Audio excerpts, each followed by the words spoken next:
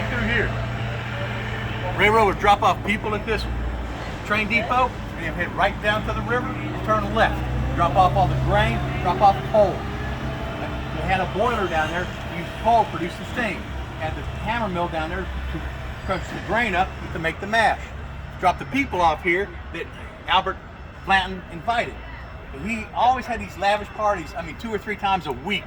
He would bring ball players in, politicians in, bankers, you name it, government officials, state officials, ballet, dancers, you name it, anybody that had influence. So he was the original influencer user. He was long before TikTok knew what was going on. So he had people come in, they'd hop off and walk up the hill to the house that he had built up here. He had these lavish parties. And he would have his men go to the warehouse. He said, go to the warehouse and get the special bottles or the special barrel I picked out. So he cracked that one barrel open, single barrel. He'd dip out of it, serve the guest out of that single barrel, all through the evening. She didn't want any. I know, I saw the beat. And so he served out of a single barrel. Pay attention to the name. One of the guys working there that did all this is a guy named Elmer T. Lee. Named Elmer T. Lee. Elmer T. grew up about 5 miles down the road on Elkhorn Creek. Grew up a tobacco farmer's son. Went to World War II and fought. Came out of World War II. Went to UK, got an engineering degree. Started working here. Worked with Albert Blanton. All right, so that was Blanton doing his party. And he had these single barrel. And he would fill bottles up and send all the rest of it home with his folks. Okay?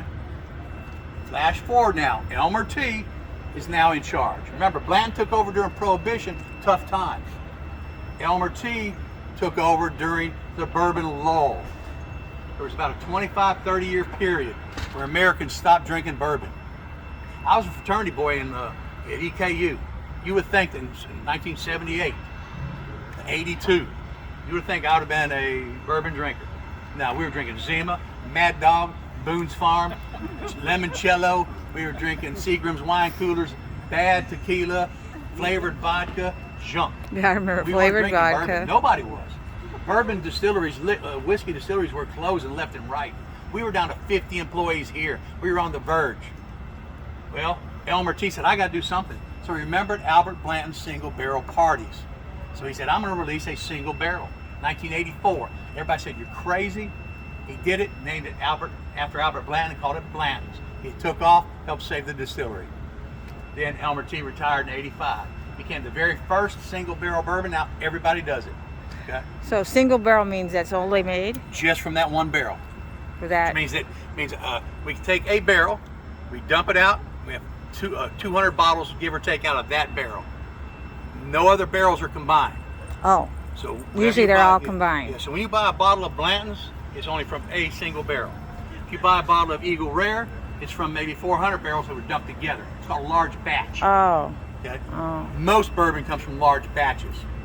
Why would they do Yeah, that? Wouldn't it almost be- all of them do. The only things that don't come from a large batch would be a single barrel or a barrel proof. Okay? Now, a small batch and large batch, you know what the difference is? Size. It's the same thing, though. You're still batching it. Okay?